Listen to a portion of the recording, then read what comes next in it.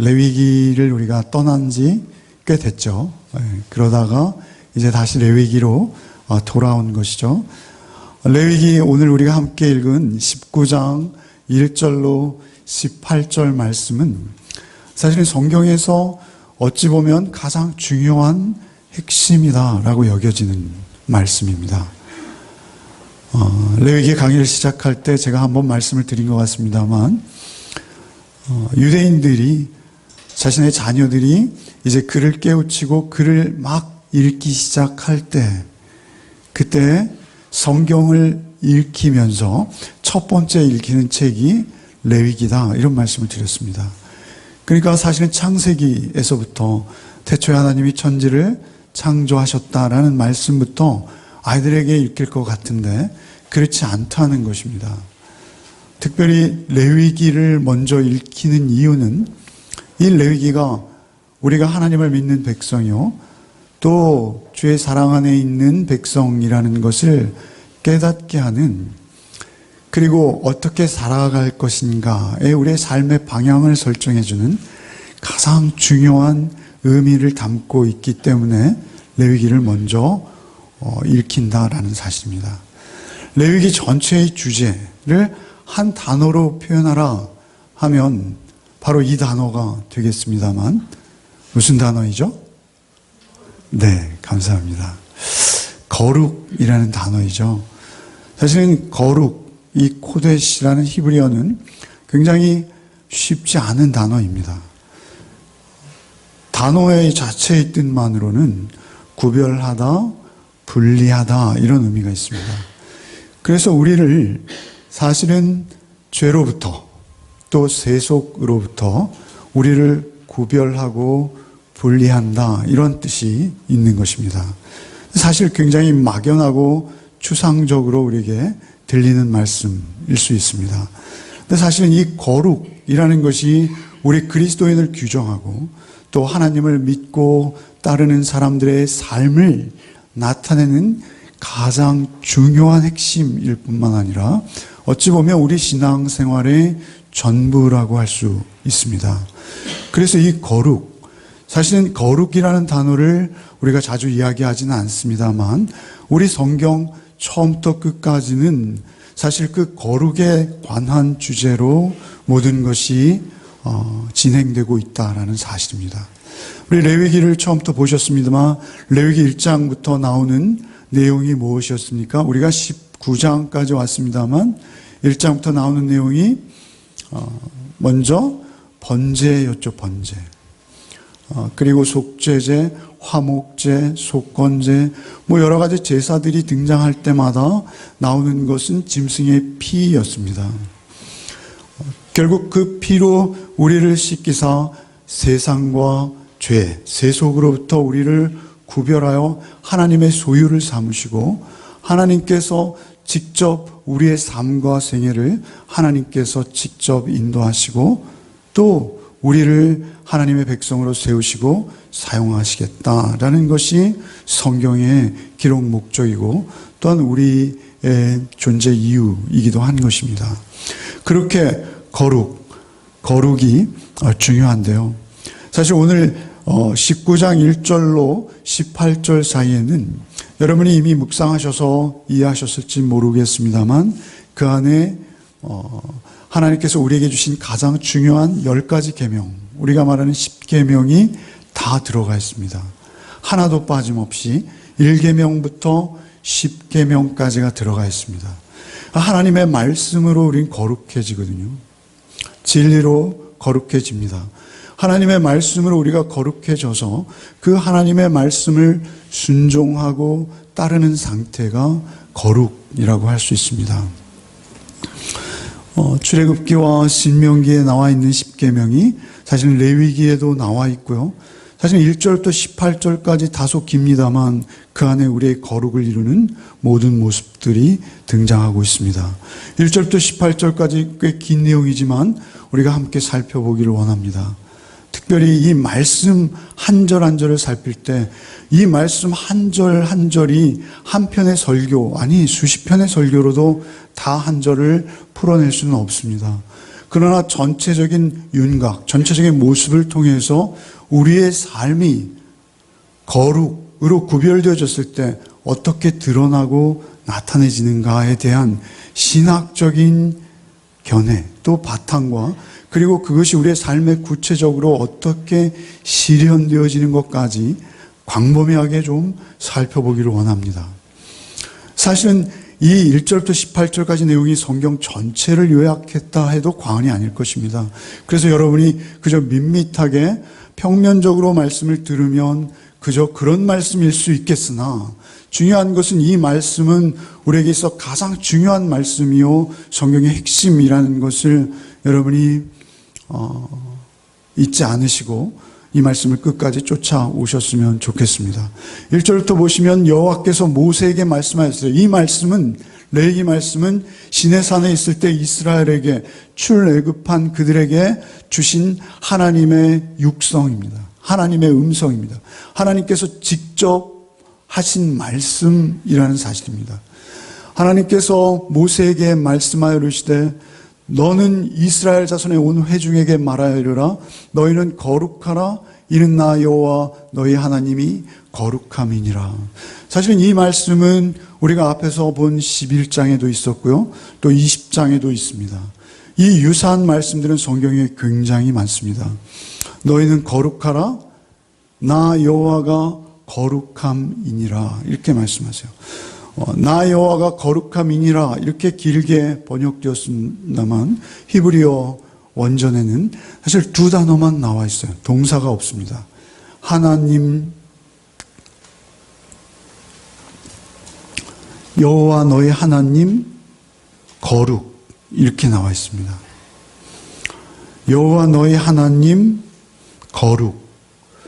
사실은 거룩하다라는 이 말씀 카데시, 코데시 우리가 읽는 그 히브리어는 이 땅의 어느 누구에게도 사실은 적당한 말이 아닙니다. 우리 인간에게는 사실은 거룩이라는 것이 없습니다. 늘 말씀드립니다만. 그러나 하나님의 성품 역시 한마디로 표현하라 하면 거룩이십니다. 그러니까 거룩이라는 것은 죄로부터, 세속으로부터의 완전한 분리입니다. 그런데 세속, 또 죄로부터의 완전한 분리를 가진 존재 자체가 이 땅 가운데 없다는 것입니다. 그래서 오직 하나님만 거룩하십니다. 그러니까 거룩하신 분은 하나님 홀로 거룩하십니다. 그래서 하나님께서 거룩하시기 때문에 너희는 거룩하라 이렇게 말씀하신 거예요. 거룩하라 라고 말씀하실 때 우리가 그것을 명령으로 받아서 난 거룩해야지. 거룩할 것이야. 거룩하고야 말겠어. 라고 해서 우리가 거룩해지진 않습니다. 성경에서 사실 거룩하라라고 말씀하신 이 말씀의 뜻을 우리가 알아가는 것이 우리의 성숙이고 성화이고 우리의 신앙생활입니다. 그런데 그 거룩을 어떻게 우리가 받아들이느냐라는 것은 굉장히 중요한데요. 그 거룩은 오직 하나님께 있다는 사실과 그리고 거룩하라라고 할 때 이 히브리어 하야라는 이 히브리어에는요 사실은 무엇이다라는 의미보다는 무엇이 되다라는 의미가 더 강하다고 합니다. 그래서 원어 성경의 의미적으로 이것을 의미로 번역하면 너희는 거룩하게 되어라 이렇게 명령하신 것입니다. 우리의 노력으로 스스로 거룩하여지는 것이 아니라 거룩하게 되어라. 그리고 또 이 하야라는 히브리어 가운데는 약속의 의미도 있다는 것이죠. 그래서 원어 성경 해설에 이 하야라는 동사에 대해서 많은 분량을 할애하고 있습니다. 그래서 그 말씀은 약속이라는 의미가 있을 때 우리가 이것을 의미역하면 다시 좀 더 길게 의미역하면 내가 거룩하니 너희도 거룩하게 될 것이다 이런 의미인 것입니다. 하나님 쪽에서 우리에게 약속하시는데요. 그것은 너희가 거룩하게 될 것이고 또 내가 그렇게 거룩하게 하겠다라는 의미가 이 안에 들어가 있는 것입니다. 우리가 물리적으로 싸워서 이겨서 거룩하게 되지 않습니다. 누구를 무력으로 점령하고 누구를 무력으로 굴복시키고 나는 거룩해 라고 주장하는 것은 아무 설득력이 없습니다. 거룩은 오히려 자기 부인과 자기 부정입니다. 내가 지는 것입니다. 내가 죽는 것입니다.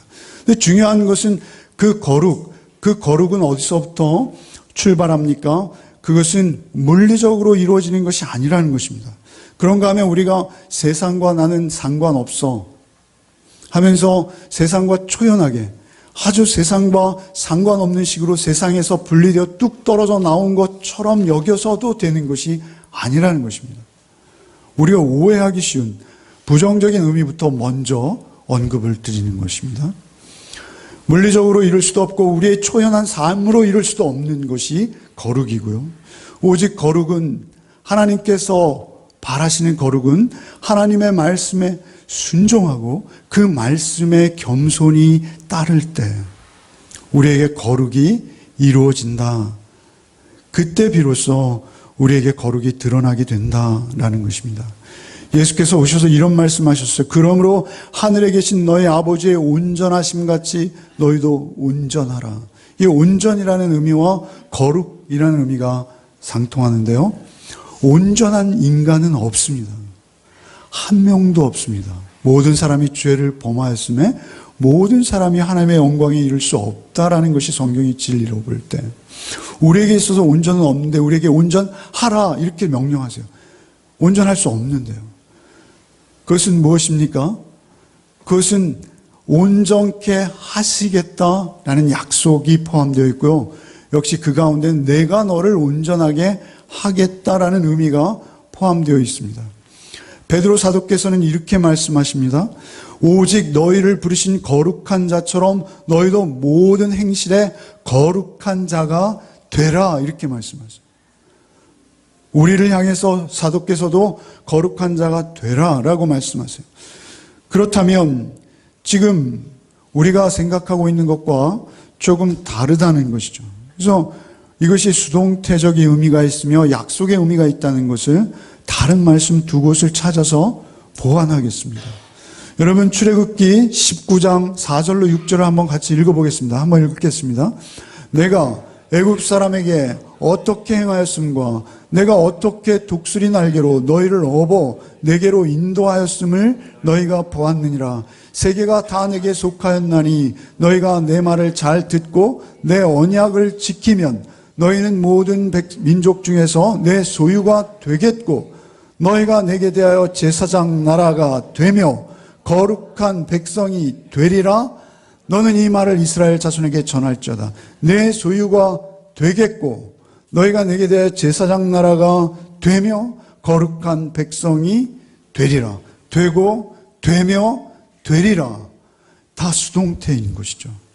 우리가 스스로 거룩해지고 제사장 나라가 되고 하나님의 백성이 되지 않고 하나님께서 우리를 그렇게 하시겠다는 것입니다. 여러분 독수리 날개 위에 타보신 적 있으세요?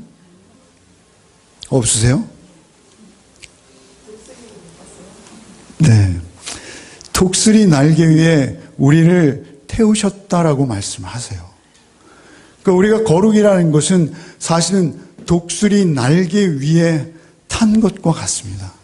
그래서 우리가 거룩하게 하는 것이 아니라 하나님께서 우리를 사실은 죄와 죽음의 종노릇하던 애굽에서부터 독수리 날개로 너희를 업어서 인도에 내셨다 이렇게 주장하시는 거예요. 우리가 그 10가지 재앙을 애굽에 내리시고 오히려 홍해를 가르시고 우리를 출애굽시키신 우리를 구원해 내신 것은 하나님이십니다. 그렇다면 하나님께서 우리를 여러분 스스로 구원받은 자가 없죠. 그렇다면 우리가 하나님께서 우리를 구원해 내셨다면 하나님께서 우리의 삶과 성화와 우리의 거룩도 하나님께서 이루어 주시겠다, 이루어 내시겠다라고 약속하시는 것입니다. 그래서 이렇게 말씀하죠. 내가 내 말을 잘 듣고 내 언약을 지키면, 그러나 우리에게도 의지적 결단이 요구되는 것입니다. 하나님의 말씀에 순종하기 원하는 마음은 우리에게 책임이 있는 것입니다. 그것을 거부해서는 우리에게 거룩은 실현될 수 없습니다. 하나님은 인격적이시기 때문에 그렇습니다. 그러나 우리가 독수리 날개 위에 태워졌음을 우리가 성령의 도우심으로 사실은 깨달아 아는 것이고요. 그때 하나님께서 내 소유로 삼으시고 제사장 나라가 되며 거룩한 백성이 되며 그렇게 하시겠다는 거예요. 베드로서서 2장 9절 말씀 우리 김현수 집사님이 지난주 큐티방에 올려주셨어요. 한번 같이 읽겠습니다. 그러나 너희는 택하신 족속이요 왕같은 제사장들이요 거룩한 나라요 그의 소유가 된 백성이니 이는 너희를 어두운 데서 불러내어 그의 기이한 빛에 들어가게 하신 이의 아름다운 덕을 선포하게 하려 하심이라. 너희를 어두운 데서 불러내어 기이한 빛에 들어가게 하신 자, 우리를 불러내신 분도 그분이시요 기이한 빛에 들어가게 하신 분도 그분이세요. 우리는 세상에 없는 빛을 보았어요.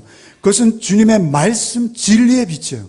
그 빛을 보았을 때 우리가 그 빛에 들어가게 하신 자의 덕, 그 사랑을 깨닫는 것이죠.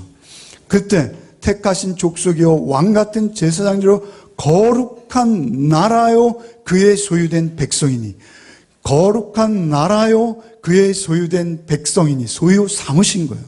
하나님께서 우리를 당신의 안에 품어 버리신 거예요. 당신의 주머니에 넣으신 거예요. 아니, 당신과 하나 되도록 우리의 영혼을 당신과 하나로 묶어주신 거예요. 그렇게 될 때 우리가 택하신 족속이요 왕같은 제사장들이요 거룩한 나라다라고, 너는 내 소유다라고, 너는 내 백성이다라고 하나님께서 일방적으로 우리를 향해 선언하시는 거예요. 그런 선언을 우리가 들었을 때 우리는 독수리 날개 위에 탄 거예요. 여러분, 그렇게 우리를 불러내셔서 거룩하게, 너는 이스라엘 자손의 온 회중에게 말하여라 너희는 거룩하라 이는 나 여호와 너희 하나님이 거룩함이니라 라고 말씀하신 이 뜻의 의미에는 사실은 우리를 그렇게 되겠고 되며 되리라 불러내어서 그의 기이한 빛에 들어가게 하신 그분이 우리를 거룩하게 하시겠다는 것입니다. 그렇게 거룩하게 되었을 때 나타나는 그 현상들, 우리의 삶의 열매들, 사실은 우리가 손을 높이 들고 눈물을 흘리며 하나님을 찬양할 때도 거룩한 모습이 있는 것처럼 됩니다.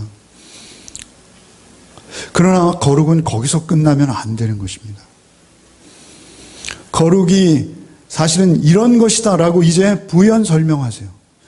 근데 그 거룩은 우리가 생각하는 어떤 종교적 열심이나 우리가 생각하는 어떤 성경책을 붉은 걸 끼고 낙엽이 떨어지는 가을길을 천천히 걷는 모습 속에 거룩이 있는 것이 아니라 우리의 거룩은 부모를 경외하는 것부터 나타난다는 거예요. 그래서 가정에서부터 출발하는 것입니다.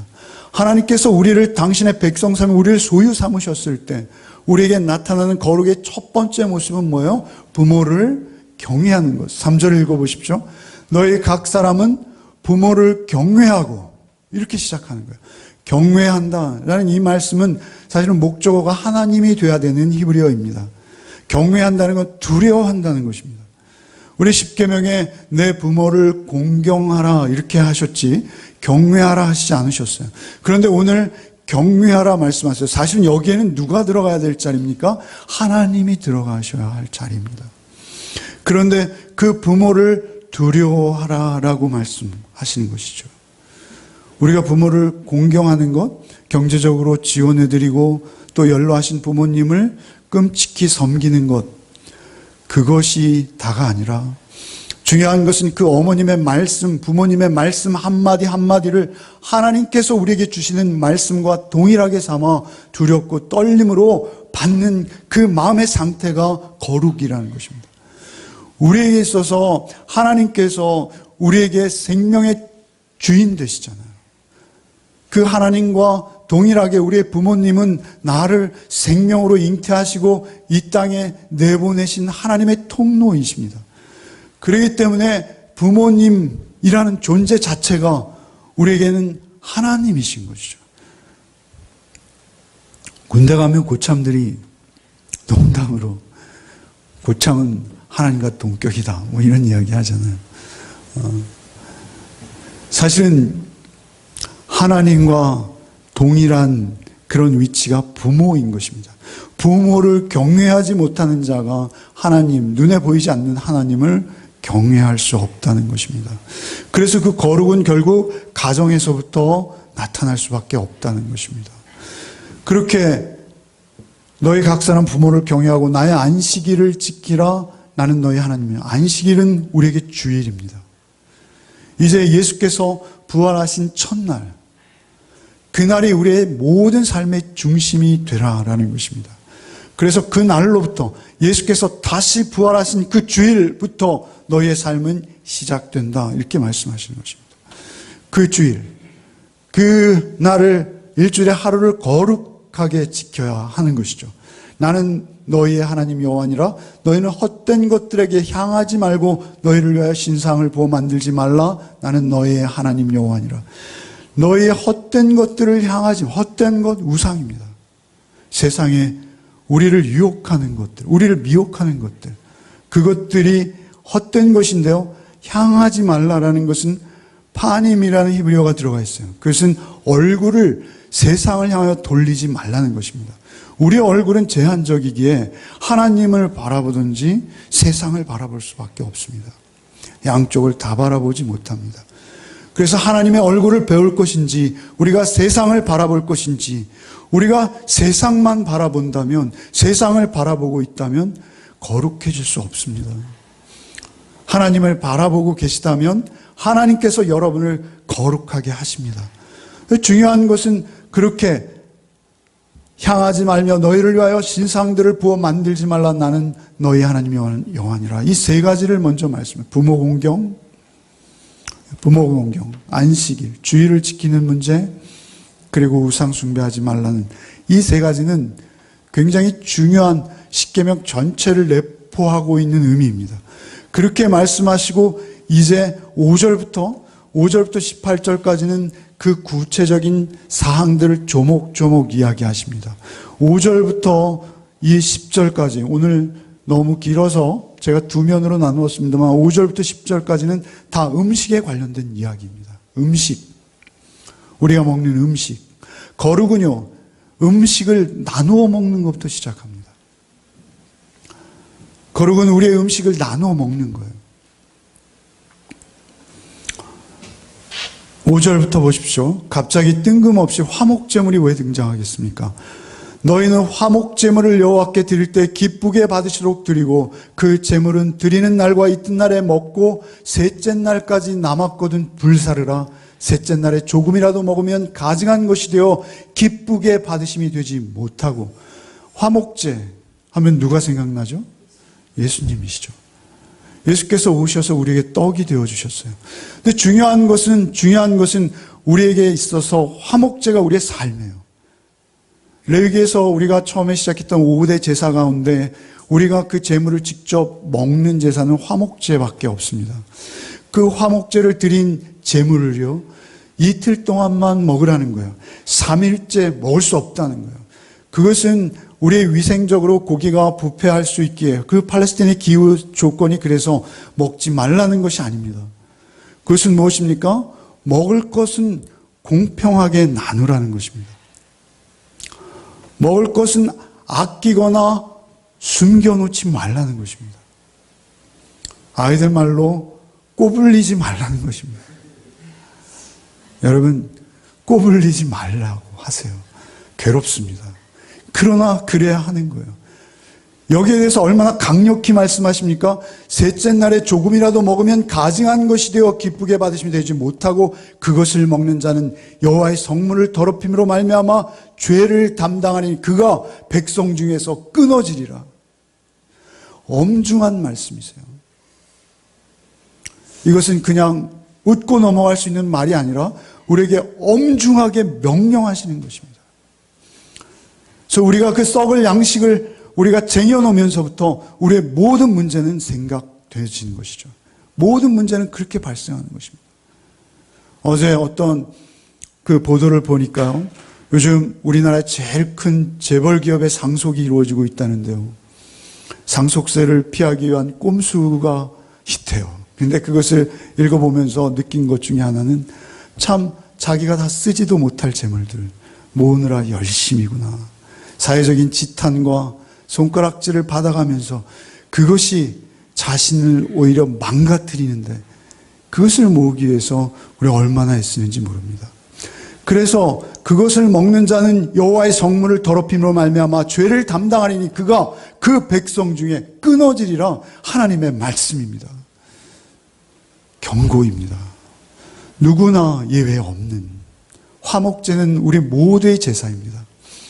그리고 나서 다시 9절에 먹는 이야기를 하세요. 9절에 너희가 너희의 땅에서 곡식을 거둘 때 너는 반 모퉁이까지 다 거두지 말고 내 떨어진 이삭도 줍지 말며 내 포도원의 열매를 다 따지 말며 내 포도원에 떨어진 열매도 줍지 말고 가난한 사람과 거류민을 위하여 버려두라. 나는 너희의 하나님 여호와이니라. 사실은 그 구퉁이까지 다 베지도 말라는 거예요. 우리가 룻기를 통해서 배웠지 않습니까?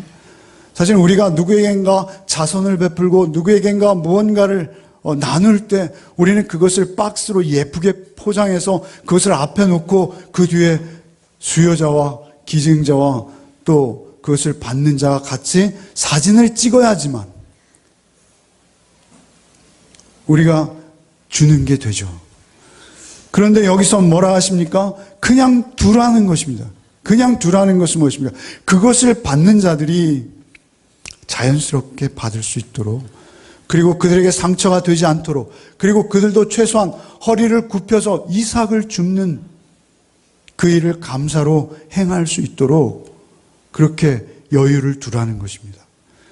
포도 열매가 이파리에 가려 있는데 그것까지 악착같이 싹싹 긁어 모으지 말라는 것입니다.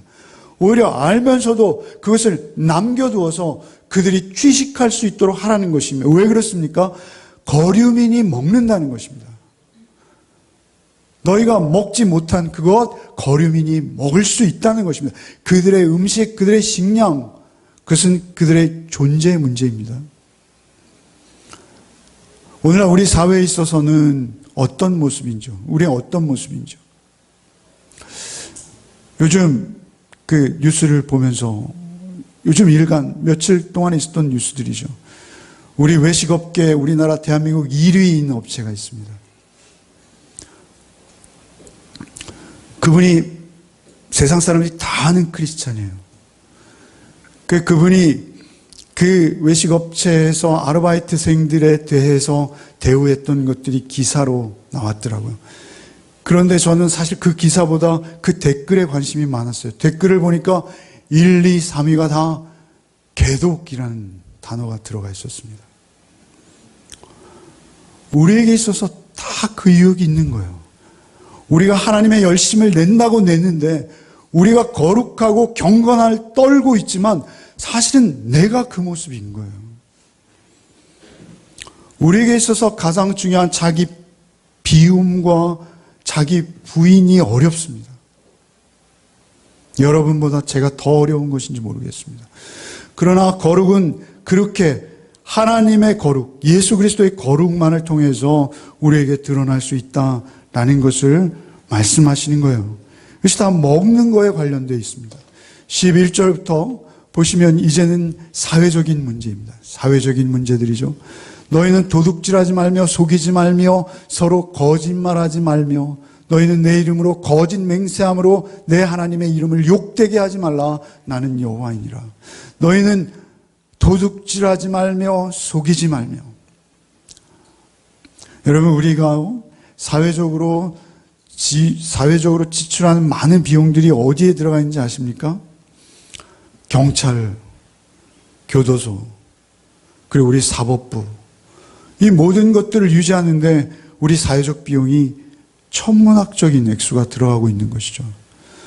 사실 우리가 그 사회적 비용을 우리가 함께 나눌 수 있다면 우리 말하는 그 복지, 증세 없는 복지는 어떤 복지인지 모르겠습니다만 중요한 것은 그 복지를 이루고도 남음이 있는 것이죠. 이렇게 말씀하시는 거예요. 너희는 도둑질하지 말며 속이지 말며 서로 거짓말하지 말며 너희는 내 이름으로 거짓 맹세함으로 내 하나님의 이름을 욕되게 하지 말라. 나는 여호와이니라. 너는 내 이웃을 억압하지 말며 착취하지 말며, 억압하지 말며 착취하지 말며, 품꾼의 삭슬 아침까지 밤새도록 내게 두지 말며. 사실은 사형주의 입장에서는 그냥 깜빡 잃어버린 것일 수 있겠으나, 고용인의 입장에서는 그것은 자신과 자신의 자녀들이 그날 일용할 양식일 수 있는 것입니다. 그 죄를 범하지 말라, 이렇게 말씀하시는 거예요. 아침까지 밤새도록 내게 두지 말며, 너는 귀먹은 자를 저주하지 말며. 귀먹은 자는 소리를 듣지 못해요. 그러니까 아무렇게나 말할 수 있어요. 사실 우리는 그럴지라도 우리의 마음이 우리 사회의 가장 약자, 귀먹은 자, 앞보지 못하는 자, 그들을 먼저 생각하라는 것입니다. 그들을 마음으로 품어내라는 것입니다. 이것은 그들에게 함부로 말하지 말라는 것입니다. 너는 귀먹은 자에게 함부로 말하지 말며 맹인 앞에 장애물을 놓지 말고 내 하나님을 경외하라. 나는 여호와니라. 이것이 우리의 거룩이라고 말씀하시는 것입니다. 우리가 무엇을 대단한 일을 하는 것이 아니라 하지 말아야 될 것을 안 하는 것, 그것은 우리의 존재의 문제입니다. 우리의 존재의 문제가 그렇게 하지 말아야 될 것을 안 함으로 말미암아 우리는 거룩을 이루어내는 것입니다. 그렇게 여호와께서 명령하시는 것입니다. 15절에 너희는 재판할 때 불의를 행하지 말며 가난한 자의 편을 들지 말며 세력 있는 자라고 두둔하지 말고, 가난하다고 다 옳은 것은 아니다는 것입니다. 그러나 그 가난한 자를 멸시하지 말라는 것입니다. 세력 있는 자를 두둔하지 말고 공의로 사람을 재판할지며, 너는 백성 중에 돌아다니며 사람을 비방하지 말며 내 이웃의 피를 흘려 이익을 도모하지 마. 내 이웃의 피를 흘려 내 이익을 도모하지 말라는, 억압하고 착취하고 그리고 내 이웃의 피를 흘려서 너의 권력을 지키지 말라는 것입니다. 성경에는 우리에게 있어서 어떤 대단한 존재가 되라, 대통령이 되라, 이런 것이 아닙니다. 중요한 것은 너희가 하지 말아야 될 것을 하지 말고 약한 자들의 편에 서서 언제나 그들의 입장을 대변하고 옹호할 수 있는 자리에 있는 것, 그것이 거룩이다, 이렇게 우리에게 말씀하시는 것이죠. 우리 기독인, 우리 그리스도인들이 있어야 될 자리가 어디인지는 우리가 분명히 알아야 하는 것입니다. 그것은 하나님의 명령이시기 때문에 그렇습니다.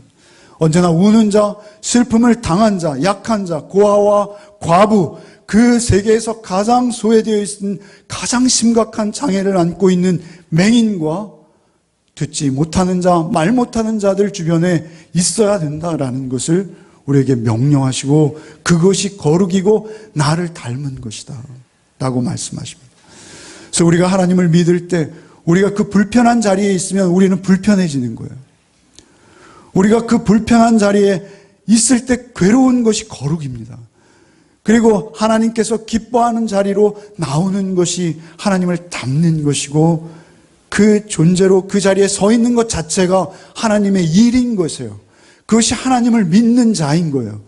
우리가 어떤 일을 하는 것이 아니라 예수를 잘 믿는 것, 그것이 우리의 일일진데, 우리가 하나님 앞에서 하지 않아야 될 것을 분별하는 것이 하나님의 말씀인 것입니다. 그렇게 말씀하세요. 내 이웃의 피를 흘려 이익을 도모하지 말라. 나는 여호와이니라.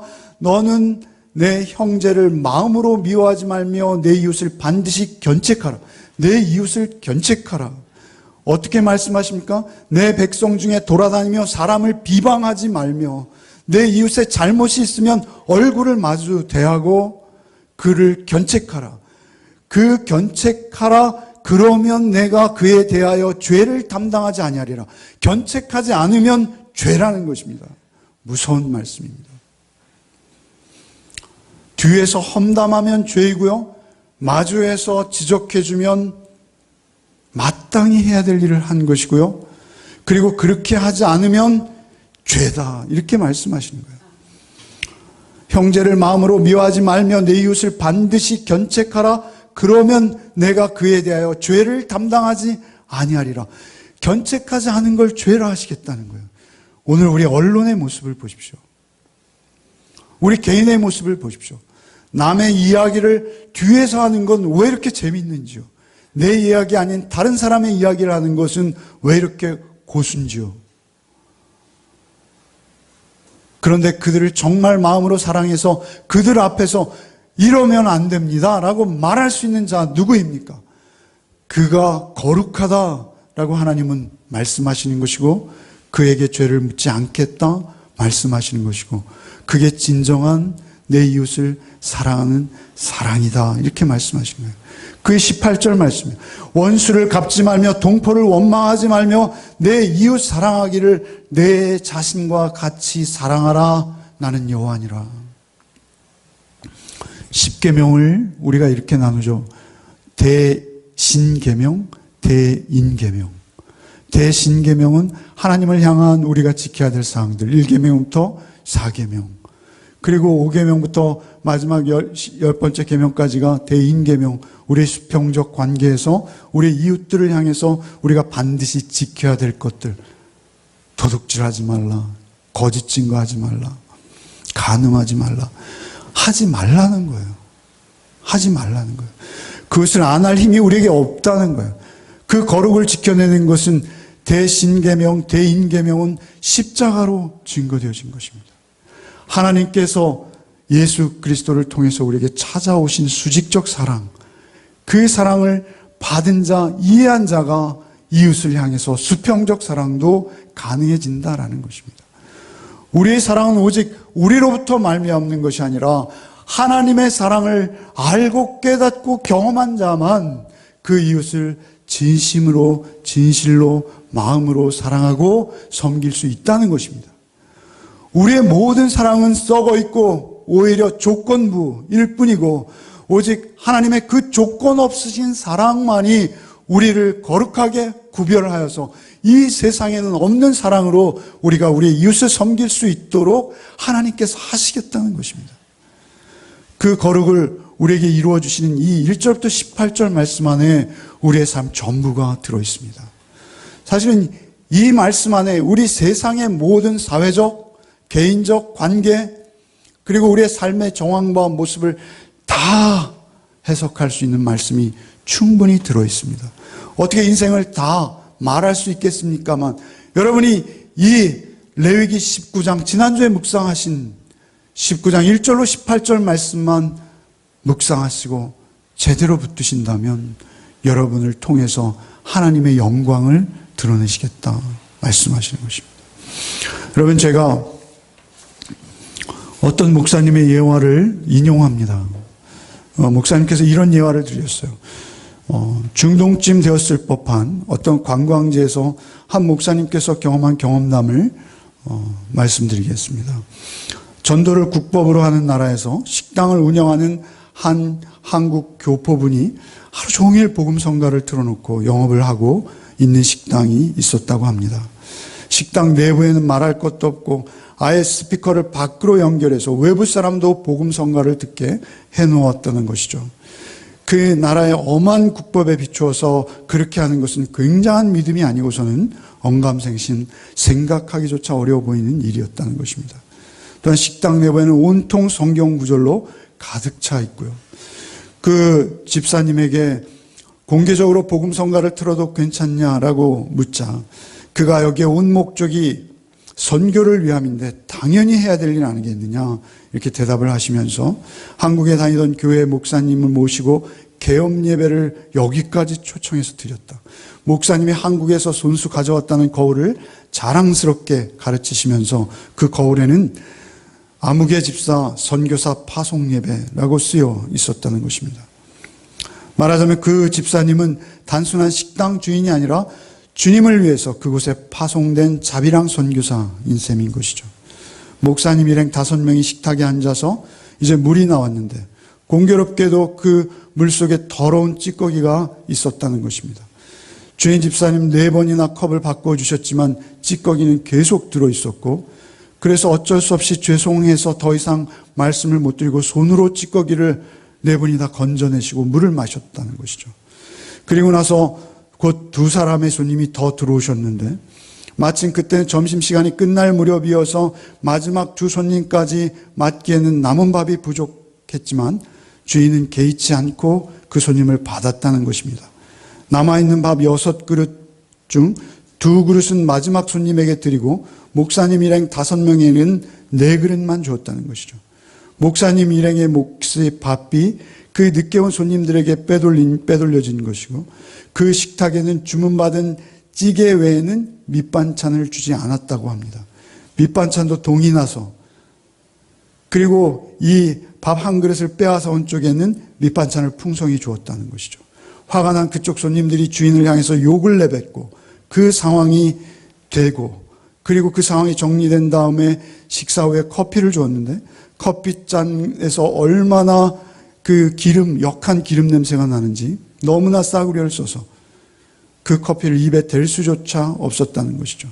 식사비는 다른 식당의 2.5배에 달했고, 식당을 나오면서 목사님이 식당 주인과 같이 자기가 기독교인이라는 것이 너무나 부끄러워서 그 일행들에게 참으로 창피했다, 이런 말씀을 하시고, 이영만리에서 한국 식당을 개업하고 영업하면서 성경 말씀으로 식당 내부를 도배하고 복음 성가를 크게 틀어놔도 그 복음이 결코 전해지지 않을 뿐더러 오히려 세상 사람들로부터 지탄이 되는, 구별된 삶이 아니라 오히려 하나님의 영광을 가리는, 그래서 목사님 일행이 숙소로 와서 식당 주인에게 전화를 했다는 것이죠. 선교적 사명으로 복음 성가를 틀려면 장사를 바르게 하시든가, 아니면 장사를 바르게 할 자신이 없으시면 복음 성가를 꺼주십시오, 이렇게 전화를 드렸더니 그 식당 주인이 하시는 말씀이, 내가 테이프가 없어서 복음 성가를 튼 것뿐이요, 거울은 갖다 줘서 받은 것뿐이지 나는 상관없는 사람입니다, 이렇게 말해버리더라는 것이죠. 제가 이 예화를 읽으면서 우리 고재호 집사님이 우리 교회 홈페이지 게시판에 올리신 글이 생각났습니다. 사실 저작권이 고 집사님에게 있습니다만 제가 허락도 구하지 않고 게시판에 올라온 글은 이미 공유를 의사로 하신 것이다라고 여기고 그 글을 읽어드리겠습니다. 조금 길지만 빨리 읽겠습니다. 며칠 전 우연히 이삭 토스트에 관한 기사를 보았습니다. 저렴하고 맛이 좋아 인기가 많은데 이제는 중국인 관광객들에게도 유명해졌다는 내용이었습니다. 그리고 제가 평소에 가지고 있던 궁금증이 풀리기도 했습니다. 이삭 토스트의 이삭이 성경에 나오는 인물의 이름이라는 것입니다. 호기심이 생겨 이 회사의 스토리를 더 찾아 나누어 봅니다. 이삭 토스트 창업자는 올해 61세의 김하경이라는 분입니다. 김하경 성도님은 1995년 남편의 건강 악화로 가정 형편이 어려워 40이 넘어 자기가 할 수 있는 것은 장사밖에 없다고 생각하여 무엇을 하면 좋을지 하나님께 기도를 합니다. 몇 날 며칠을 매달려 간절히 기도하던 끝에 자신뿐만 아니라 이웃에게도 유익한 일을 하라는 응답을 받습니다.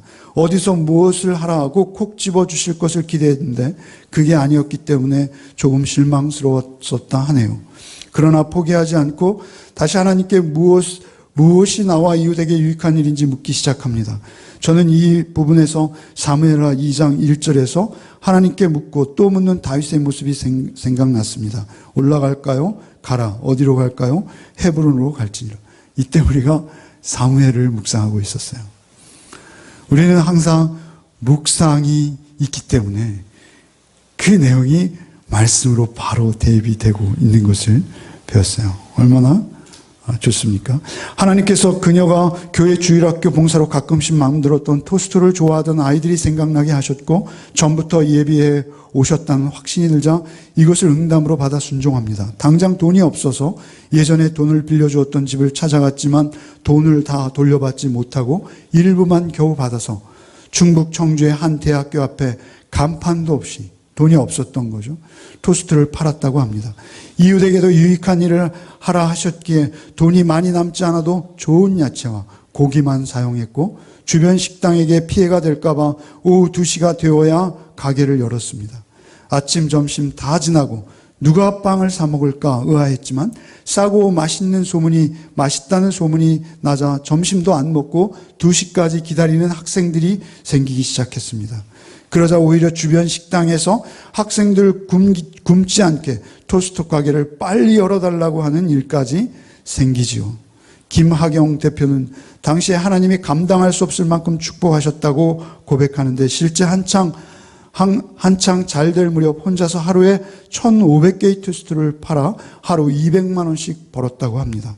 하지만 7년간 바쁘게 운영하다 보니 그녀는 성경 읽기와 전도를 열심히 하지 못하는 것이 늘 아쉬웠고 때마침 남편의 건강이 회복되자 토스트 가게를 접기로 합니다.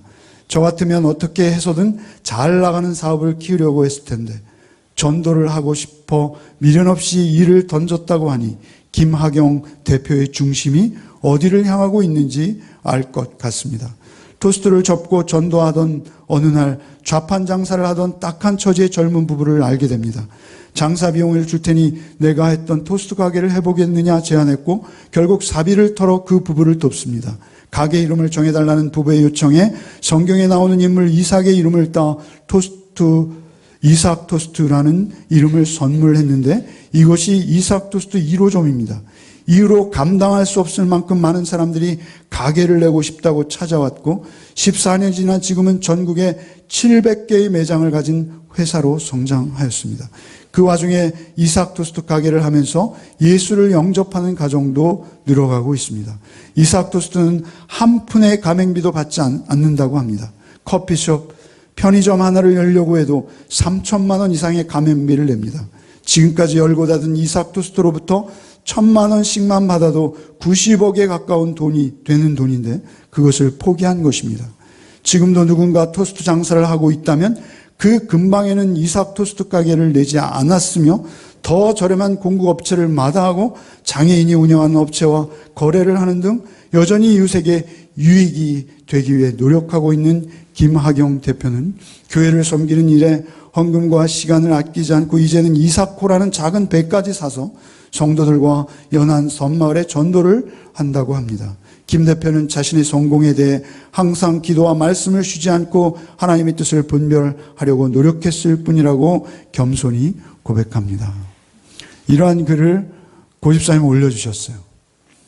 양해를 안 해주셔도 제가 일부에도 써먹었습니다. 근데 중요한 것은 우리가 식당에 가면 가장 많이 보는 글들이 뭐죠? 내 시작은 미약하였으나 내 나중은 창대하리라.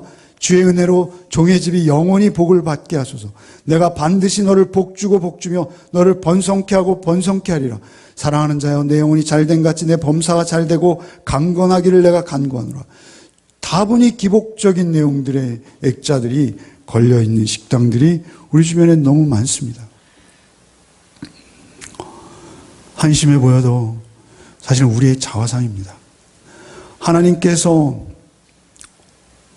우리를 사랑하신 사랑을 입만 열면 우리도 이야기하고 있지만 우리가 거룩을 쫓아서 나를 비워내기는커녕 우리의 욕심, 아니 나의 욕심을 위해서 끝없이 사람을 이용하고 있는 자가 아닌지요. 필요하면 언제든지 하나님을 외면하고 자기 중심적인 종교심, 인간의 종교심, 그것은 무섭습니다. 인간의 종교심의 열정은 피라미드까지 세운다고 하죠. 그러나 스스로를 부인함이 없는 종교심, 거룩이 빠져버린 종교심, 그것은 열심을 낼수록 오히려 자신과 타인을 해치고 하나님의 영광을 가려버린다라는 것입니다. 그것은 작은 점포를 운영하는 분만이 아닙니다. 의사가 되어서 진단서를 하나 띄워주는 데 있어서도, 판사가 되어서 검사가 신청한 영장을 하나 발부하는 데 있어서도, 그런 사회의 지도층 계급만이 아니라 우리의 가정에서 우리의 부모를 경외하는 것에서부터, 그리고 우리의 직장에서 우리의 직장의 동료에게 한마디 건네는 말에서부터 우리는 모든 거룩이 드러날 수도 있고 하나님의 영광을 가릴 수도 있다는 사실입니다. 여러분, 여호와의 거룩과 하나님의 영광은 밀접하게 연관이 되어 있습니다. 여러분, 거룩은 코데시고요, 영광은 카보드라는 단어입니다. 많은 히브리어 학자들이 하나님의 거룩이 드러나는 것이 하나님의 영광이라는 것입니다. 하나님은 거룩하시고 하나님만 거룩하시기에 하나님의 현존하시는 임재, 그 여호와의 존재의 광채나는 권능이 영광이요, 그 거룩하심이 우리 가운데 드러나는 것이 하나님의 영광이다, 이렇게 말씀하시는 것입니다. 하나님께서 자신을 드러내실 때 그 거룩하심은 우리의 눈에 볼 수 있는 영광으로 나타나게 된다는 것입니다. 하나님의 내적 본성, 본질, 그 거룩이 우리 앞에 나타날 때 그것이 영광으로 우리의 눈에 보여질 수 있다라는 것입니다. 앞에서 우리가 살펴본 출애굽기 그리고 레위기에서 살펴본 하나님의 영광은 어디에 임합니까? 하나님의 성막에 임합니다. 구름 기둥으로 임하시기도 하시고 불 기둥으로 임하시기도 하십니다. 그러나 오늘날 우리가 불 기둥과 구름 기둥을 우리의 눈으로 볼 수는 없습니다. 오늘날 우리에게 임하신 영광은 어떤 영광인가요? 우리가 그 영광을 드러내는 거룩한 삶의 주체로서 하나님의 영광을 드러내고 있는지요? 우리는 우리를 돌아봐야 합니다.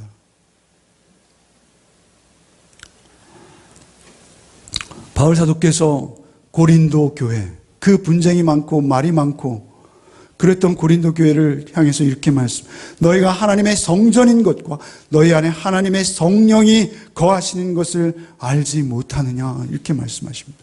하나님께서는 나를 성전 삼으셔서 내 안에 찾아오신 거예요. 그것이 독수리의 날개에 업힌 것입니다. 그리고 하나님께서 우리를 통해서 당신의 거룩을 드러내시겠다 하시는데 그것은 내가 드러내는 것이 아니라 내 안에 계신 성령께서 나를 자책하게 만드실 때, 사실은 우리가 기독교를 믿고 따른다는 것은 늘 웃고 그런 것이 아니라 우리의 속에 계신 성령께서 우리의 죄를 드러내실 때, 그때 나는 죄인입니다, 주님 앞에 무릎 꿇고 오직 예수의 보혈의 십자가의 피를 붙들고 나를 깨끗이 함으로 말미암아 주님 앞에 거룩으로 나갈 수 있게 되는 것입니다. 그래서 우리의 죄책이 찾아오고 우리의 죄책감이 우리를 엄습하는 것은 나쁜 것이 아닙니다. 그것은 아직 복음을 못 깨달았다, 이런 식의 신학을 전개하는 가르침들이 너무 만연해 있습니다. 사실은 우리에게 그 죄책이 느껴질 때 그때 우리는 거룩으로 나가는 것입니다. 그 죄책이 느껴질 때 우리가 예수의 십자가와 피를 의지할 때 그 의지함으로 인해서 우리를 거룩하게 하시는 하나님의 손길을 경험하게 되는 것입니다. 그 예수의 십자가의 피만이 나를 부인하고 나를 비워내고 내 것을 내려놓고 내가 더욱 낮아진 것으로, 그는 근본 하나님의 본체시나 하나님과 동등됨을 취할 것으로 여기지 아니하시고 오히려 자기를 비워 종의 형체를 가지셨던 것처럼 우리도 우리의 이웃을 향해서 하나님의 임재의 거룩을 드러내는 자리로 우리를 가게 하시겠다라고 약속하시는 것입니다. 여러분의 가정에서, 여러분의 부모님들 앞에서, 여러분이 매일 만나는 여러분의 직장의 동료, 친구들 앞에서, 형제들 앞에서, 자매들 앞에서 여러분이 거룩한 삶을 살아내심으로 하나님의 영광을 드러내는 기쁨이 저와 여러분에 있기를 바랍니다. 그것이 우리의 열매입니다. 우리 열매 맺는 교회는 무슨 열매를 맺겠다는 것입니까? 우리가 맺는 그 열매는 우리를 비워내고 오히려 하나님의 거룩을 쫓아감으로 인해서 세상에 없는 하나님의 영광을 드러내는 복이 저와 여러분에게, 또 우리 열매 맺는 교회에 가득하기를 축원합니다. 찬송가가 오늘 설교가 너무 늦게 끝나 죄송스러운데요, 찬송가 오늘 짧아요. 그래서 찬송 한 번만 하고 마치겠습니다.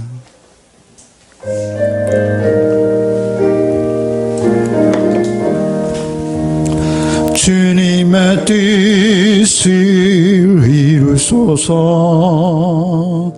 고요한 중에 기다리니 진흙과 같은 날 빚으사 주님의 형상 만드소서. 주님의 뜻을 이루소서. 주님 발 앞에 엎드리니 나의 마음속을 살피시사 눈보다 희게 하옵소서. 주님의 뜻을 이루소서. 병들어 몸이 피곤할 때 권능의 손을 내게 펴사 강건케 하여 주옵소서. 주님의 뜻을 이루소서. 온전히 나를 주장하사 주님과 함께 동행함을 만민이 알게 하옵소서. 아멘.